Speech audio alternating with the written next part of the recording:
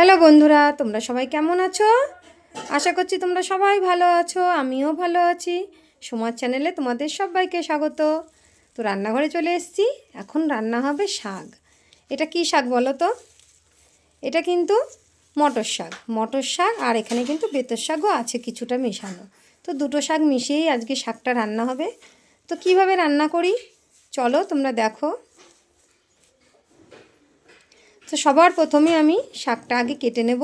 শাকটা কিন্তু আমি ধুয়ে পরিষ্কার করে নিয়েছি, এখনও কুচানো হয়নি। এবার কুচিয়ে নেব। শাকটা কুচিয়ে তারপরে রান্নাটা চাপাবো। শাকগুলো আমি কেটে নিয়েছি, দেখো শাকগুলো সব সুন্দর করে বেশ কুচিয়ে নিয়েছি, নিয়ে চলে এসেছি।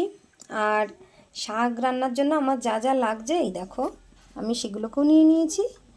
এখানে একটু এই যে বড়ি নিয়েছি, আর এখানে বেগুন কেটে নিয়েছি। আমি ছোট ছোট করে বেগুনগুলোকে একটু কেটে নিয়েছি। আর এখানে লঙ্কা চিড়ে নিয়েছি। আমি শাকটা বেগুন দিয়ে আর বড়ি দিয়ে ঘন্ট করব। আর এখানে আমি কড়াইও বসিয়ে দিয়েছি, এই যে তেলও গরম হয়ে গেছে। তো বড়িটা আগে ভেজে, তো সবার প্রথমে আমি বড়ি কটা আগে ভেজে নিচ্ছি।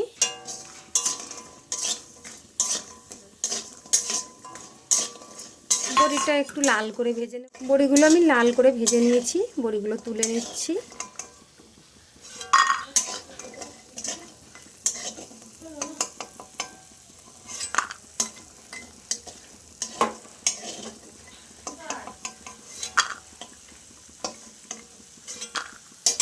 বড়িগুলো আমি লাল করে ভেজে নিয়েছি।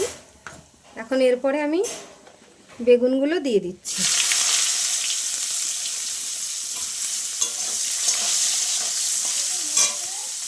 বেগুনগুলোকে আমি একটু ভেজে নেব আগে। বেগুনটা ভাজা হয়ে গেছে, যেটুকুনি ভাজার দরকার ততটা মতন ভাজা হয়ে গেছে। আর এখন আমি দিয়ে দিচ্ছি কাঁচা লঙ্কাগুলো, যে কাঁচা লঙ্কাগুলো আমি চিড়ে রেখেছিলাম, কাঁচা লঙ্কাগুলো দিয়ে দিচ্ছি।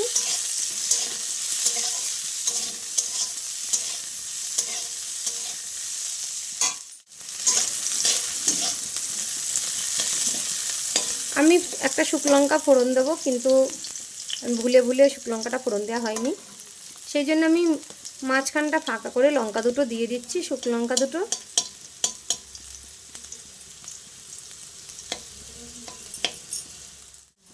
শুকনো লঙ্কাগুলো কিন্তু ভাজা হয়ে গেছে, আমি তেলের উপরে দিয়েছি, একদম ভাজা হয়ে গেছে। আমি নেড়ে ছেড়ে এখন শাকগুলো দিয়ে দেবো।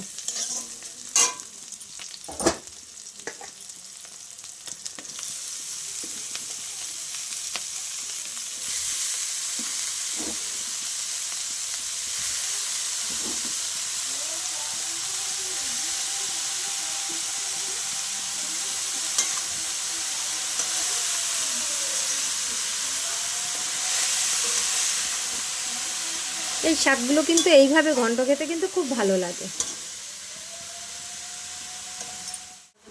শাকটা কিন্তু অনেকটাই কমে গেছে, যেহেতু শাক উনুনে দিলে বেশি সময় লাগে না, শাকটা কিন্তু অনেকটাই কমে গেছে।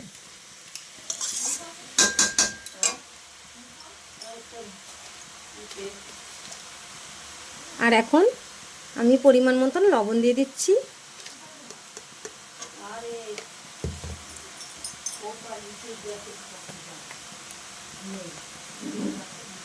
পরিমাণ মতন হলুদ দিয়ে দিচ্ছি। শাকে খুব বেশি হলুদ লাগে না, অল্প হলুদ দিলেই হয়ে যায়।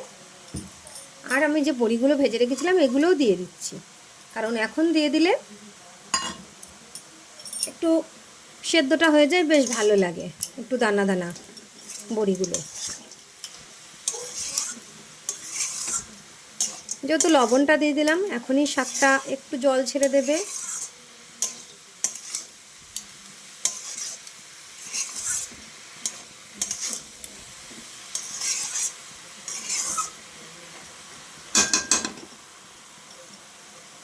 আর যে কোনো শাকই কিন্তু একটু ঝাল ঝাল খেতে ভালো লাগে।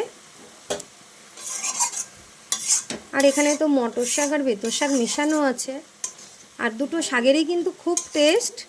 আর একসাথে করে রান্না হচ্ছে, এই শাকটা কিন্তু খেতে খুব ভালো লাগে। দেখো জল কিন্তু ছেড়ে দিয়েছে। এই জলেই শাকটাও ভালো সিদ্ধ হয়ে যাবে আর বড়িটাও নরম হয়ে যাবে।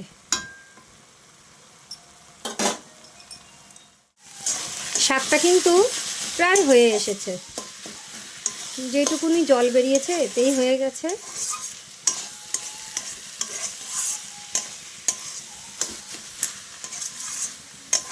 বেগুনটা দিলে বেশ একটু ঘাটাপাটা হয়, বেশ ভালো লাগে, তাহলে টেস্ট হয়।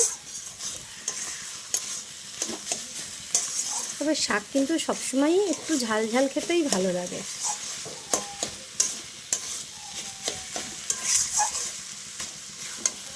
এই দেখো শাকটা এরকম হয়েছে, আর একটু হলে নামাবো।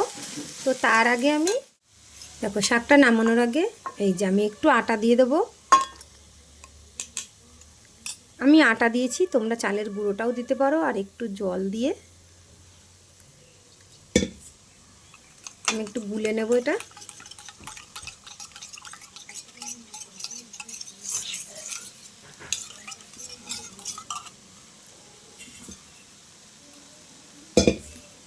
দেখো আমি এতটুকু মতন জল দিয়েছি, দিয়ে এই যে তোমরা দেখতেই পাচ্ছ, আমি এখন দিয়ে দিচ্ছি।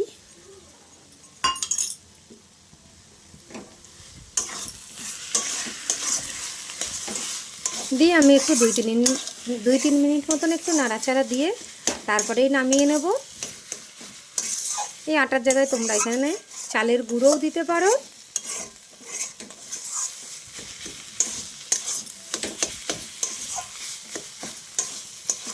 দেখো হয়ে গেছে আমার রান্নাটা।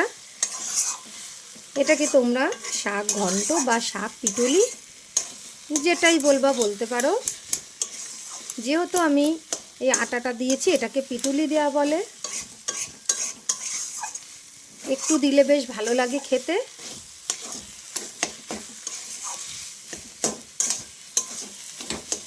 এই শাকগুলোকে এইভাবে রান্না করলে খেতে বেশ খুব ভালো লাগে।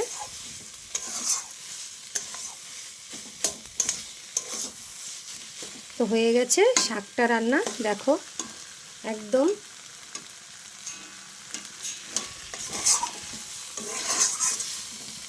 দেখো শাকটা নামিয়ে নিয়েছি।